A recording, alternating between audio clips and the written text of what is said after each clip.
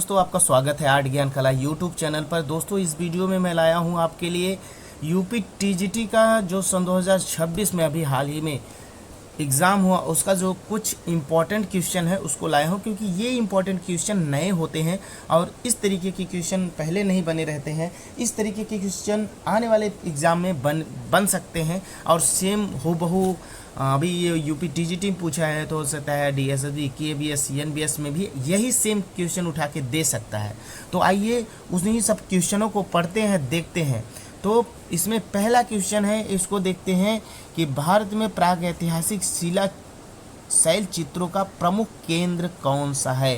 तो यहाँ पे भीमबेटका बताया गया है, यानी भीमबेटका जो है वो भारत में प्रागैतिहासिक शैल चित्रों का प्रमुख केंद्र है, जिसमें 300 गुफाएं हैं और 270 में चित्र मिलता है।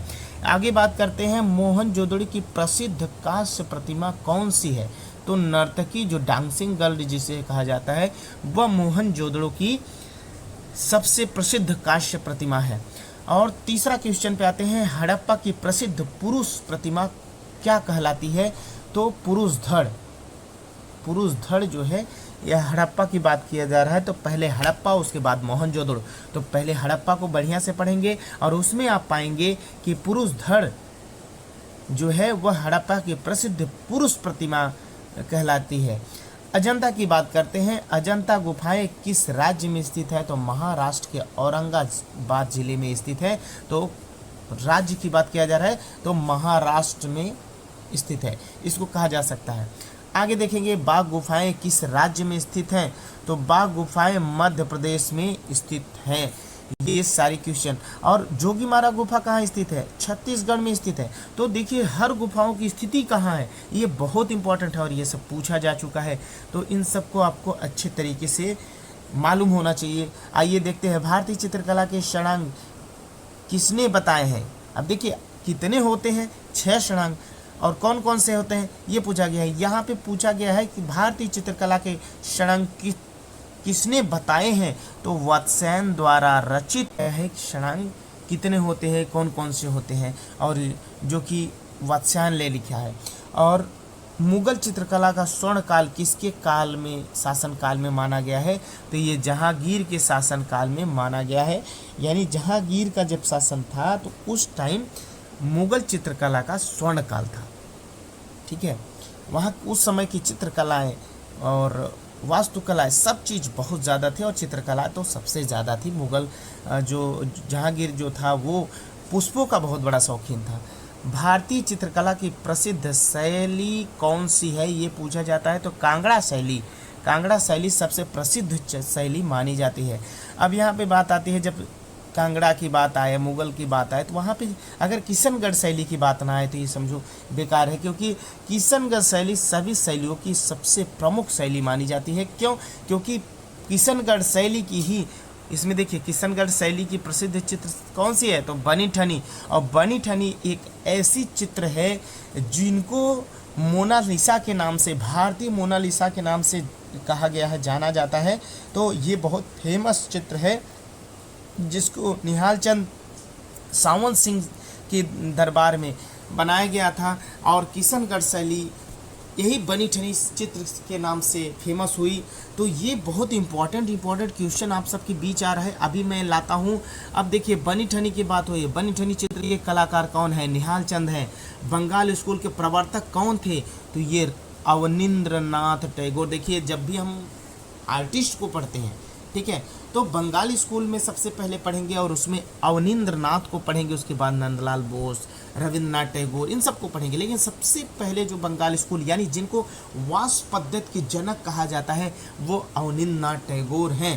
ठीक है, अब यहाँ पे भारत माता चित्र किसने बना दे कि यहाँ पे उनकी जो वास्प पद्धति की चित्र है सबसे फेमस चित्र भारत माता, ये बनारस में स्थित भी है। बनारस में संग्रहालय में रखी गई है भारत माता चित्र, अवनींद्रनाथ टैगोर ने बनाया है। शांति निकेतन की स्थापना किसने की। तो शांति निकेतन की स्थापना रविंद्रनाथ टैगोर ने किया था। शांति निकेतन, ठीक है, शांति निकेतन की स्थापना रविंद्रनाथ टैगोर ने किया था। और हरिपुरा पोस्टर किस कलाकार ने बनाया था? तो देख लिए बाबू मोशाई यानी नंदलाल बोस ने हरिपुरा पोस्टर में जो है वो नेताओं की जनसभा थी उसमें पोस्टर बनाए थे फ्री में। भारत की प्रति योगदान इनका था, देश के प्रति योगदान था। और आगे क्वेश्चन है आधुनिक भारतीय चित्रकला के जनक कौन है? तो राजा रवि वर्मा को आधुनिक भारतीय चित्रकला के जनक माना जाता है। आज जो घर घर में देवी देवताओं की पोस्टर है वो राजा रवि वर्मा की ही देन है कि इनके कारण ही, और यही घाटकोपर में, मुंबई के घाटकोपर में इनका पहला प्रेस भी खुला था राजा रवि वर्मा का, और वो पूरी तरीके से बाद में ख़राब हो गया और इनके ऊपर देवी देवताओं का अभद्र पेंटिंग बनाने के चक्कर में इनको गिरफ्तार भी किया गया। बट राजा रवि वर्मा के जैसा नेचुरल पेंटिंग बनाने वाला अभी तक कोई पैदा नहीं हुआ। और आज जो घर घर में देवी देवताओं की पोस्टर पेंटिंग देखी जाती है वो राजा रवि वर्मा की ही देन है। तो राजा रवि वर्मा महान कलाकार, आधुनिक कलाकारों में महान कलाकार थे। और आगे क्वेश्चन है शकुंतला चित्र के कलाकार कौन है? तो राजा रवि वर्मा ने ही शकुंतला चित्र बनाया था और यही शकुंतला चित्र को लेकर भी विवाद हुआ था और इनका मूवी भी रंग रसिया नाम से राजा रवि वर्मा के ऊपर बनाया गया था। तो इनको इस रंग रसिया फिल्म को आप ज़रूर देखिएगा। अब आगे क्वेश्चन है अमृता शेरगिल के किस नाम से, अमृता शेरगिल को किस नाम से जाना जाता है? तो भारतीय आधुनिक कला की अग्रणी चित्रकार के नाम से अमृता शेरगिल को जाना जाता है। आगे क्वेश्चन है थ्री गर्ल्स किसका चित्र है? ये थ्री गर्ल्स, तो ये अमृता शेरगिल का ही चित्र है थ्री गर्ल्स। आगे अब आधुनिक चित्रकला में चित्रकारों में नाम आए तो एम.एफ. हुसैन का नाम ना आए तो ये बेकार है। तो यहाँ पे एम.एफ. हुसैन को भी पूछ लिया गया था सन 2026 के टीजीटी क्वेश्चन में कि एम.एफ. हुसैन किस कला आंदोलन से जुड़े हुए थे? तो प्रोग्रेसिव आर्टिस्ट ग्रुप से एम.एफ. हुसैन जुड़े हुए थे और इनकी जो प्रमुख शैली थी ये जो है कैनवास पे ऑयल कलर से बनाते थे। साथ में इन्होंने घोड़े पे ज़्यादा रिसर्च किया। अगर घोड़े की चित्र की बात किया जाए तो सबसे ज़्यादा एम.एफ. हुसैन ने बनाया है घोड़े के चित्र को।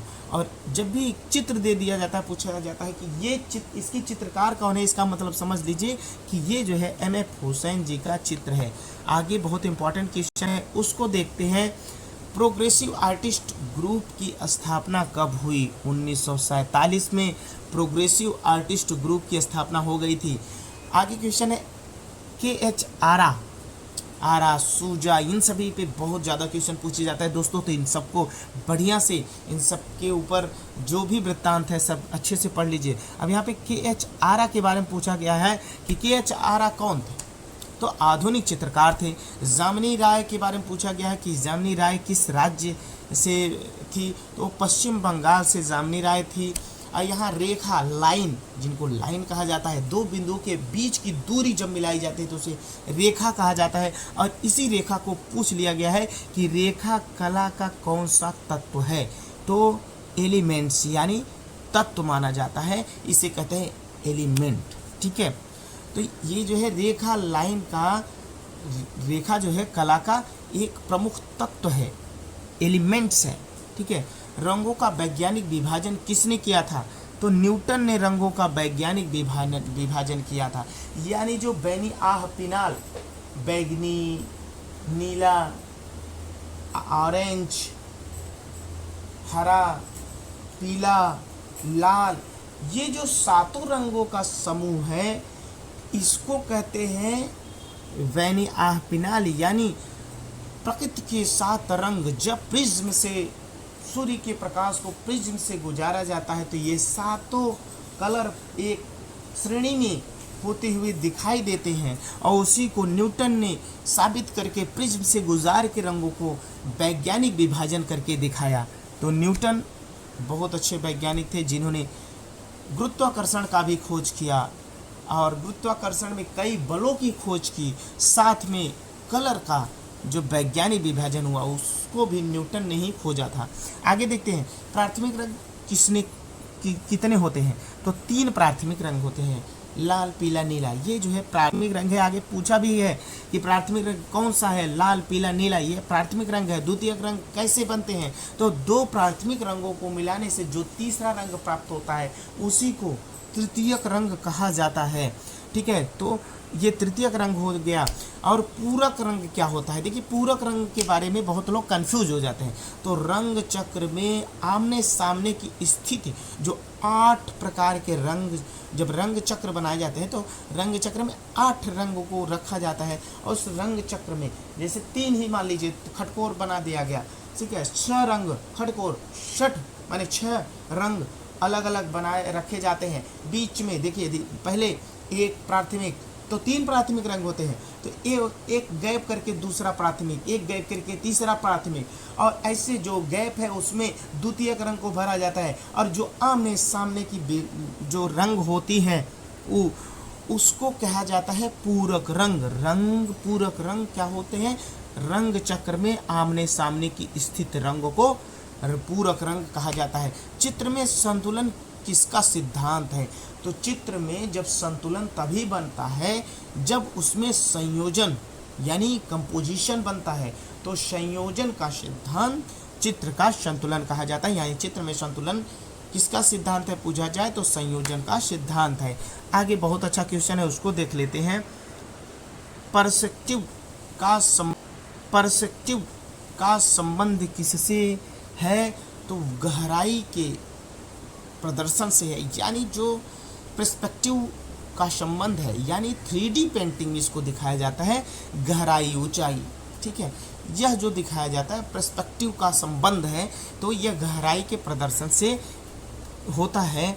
आगे क्वेश्चन आ जाता है कि क्षैतिज रेखा, हॉरिजॉन्टल लाइन जो होता है यह क्या है, तो जहां आकाश और धरती मिलती है, यानी जो खड़ी रेखा होती है, अपने गांव के भाषा में बोलते हैं ना खड़ी रेखा, यानी जो ऊपर से नीचे हुए आती है। और इसको यानी ये कह सकते हैं कि आकाश से ऊपर मतलब आकाश, धरती क्या है नीचे है, तो आकाश से नीचे धरती की तरफ लाई हुई, यानी ऊपर से नीचे लाई हुई रेखा, इस तरीके से रेखा जो होती है वो हॉरिजॉन्टल रेखा कह जाती है, जिसे क्षितिज रेखा कहते हैं। अब आगे क्वेश्चन आता है 1 पॉइंट पर्सपेक्टिव में कितने वैनिशिंग पॉइंट होते हैं, तो 1 वैनिशिंग पॉइंट होते हैं। आगे क्वेश्चन है भारतीय लघु चित्रकला की सबसे प्राचीन शैली कौन है। लघु चित्रकला की सबसे प्राचीन शैली जैन शैली को माना जाता है। लघु चित्रकला मतलब सबसे छोटी चित्रकला जो हुई थी वो जैन शैली से हुई थी, उसके बाद पाल शैली से हुई थी, उसके बाद मुगल शैली से शुरू हुई थी। तो यहाँ पे जैन शैली सबसे प्राथमिक, जहाँ पे ताड़ पत्तों पे पेंटिंग बनाए जाते थे। और पाल शैली की बात किया जाए तो पाल शैली का विकास कहाँ हुआ था, बिहार एवं बंगाल में पाल शैली का विकास हुआ था। कहाँ हुआ था, बिहार और बंगाल में। आगे क्वेश्चन है बसौली शैली किस क्षेत्र से संबंधित है, तो पहाड़ी शैली से, पहाड़ी शैली से बसौली शैली जो है विकसित हुई। आगे क्वेश्चन है कोटा शैली किस राज्य में विकसित हुई, तो राजस्थान में कोटा शैली, कोटा शैली बूंदी शैली, ये जो है राजस्थान से, तो राजस्थान से कोटा शैली विकसित हुई। अब बूंदी शैली किसके लिए प्रसिद्ध है, तो प्रकृति एवं विकास दृश्य, जो प्रकृति का चित्रण किया गया जिसमें ज़्यादा से ज़्यादा केला का पत्ता, आम का पत्ता, फूल का, इन सभी का पत्तों का पेंटिंग बनाया गया, उसमें बूंदी शैली में ज़्यादा से ज़्यादा बनाया गया। जहांगीर को किस कला में विशेष रुचि थी, तो चित्रकला में विशेष रुचि थी जहांगीर को, जो कि जहांगीर के समय में चित्रकला का स्वर्ण काल भी कहा गया। तो मुगल चित्रकला पर किस देश का प्रभाव था, तो फारस देश का प्रभाव था। अब मुगल जितने हैं उन वो जो है फारस से आए, तो फारस देश का ही प्रभाव ना आएगा। आगे क्वेश्चन आता है अजंता चित्रकला किस विषय पर आधारित है, तो अजंता चित्रकला बौद्ध धर्म पर आधारित है। और अजंता जो है जातक कथाओं पर चित्र बने हैं अजंता गुफाओं में, जहाँ पे 30 गुफाएं हैं। 29 के बाद 30वां गुफा 15 जो बना वो सबसे लेट में लास्ट में ये जो है खोजा गया। यहाँ पे 6 गुफाओं में चित्र हैं गुरु, अजंता गुफाओं में 6 गुफाओं में चित्र हैं, 1 2 4, 5, 9, 10 इन सभी 1, 2 नहीं 4, 5 और 1, 2, 4, 5 एंड 4, 5 नहीं 9, 10 एंड 16, 17 इन सभी में गुफाएं चित्र हैं। एलोरा गुफाएं किस राज्य में स्थित है? तो महाराष्ट्र में ही, औरंगाबाद में ही एलोरा भी है। और वहीं से कुछ दूर यानी देखा जाए तो 120 किलोमीटर दूर अजंता, वो क्या बोलते हैं, एलोरा और अजंता भी है। ठीक है। और सांची स्तूप किस राज्य में स्थित है? तो मध्य प्रदेश में सांची स्तूप स्थित है। सारनाथ का सिंह स्तंभ किस राज्य में स्थित है? तो मौर्य किस काल का है? तो ये जो है मौर्य काल का सारनाथ का सिंह स्तंभ, जो कि पैसे में आप देखते हैं अशोक स्तंभ जिसको बोला जाता है, तो वो जो है मौर्य काल का है। भारत का राष्ट्रीय प्रतीक किससे लिया गया है? तो सारनाथ सिंह स्तंभ से ही तो लिया गया है, अशोक स्तंभ।